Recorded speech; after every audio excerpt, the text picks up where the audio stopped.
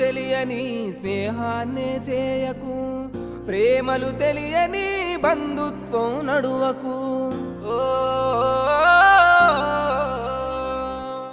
విలువలు తెలియని స్నేహాన్ని చేయకు, ప్రేమలు తెలియని బంధుత్వం నడువకు.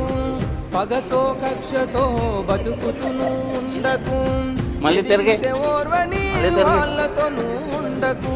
గడిచిన నీకు గుణపాఠములు, తెలియక చేసిన తప్పులు సరిదిద్దుకొరు. ఎవరు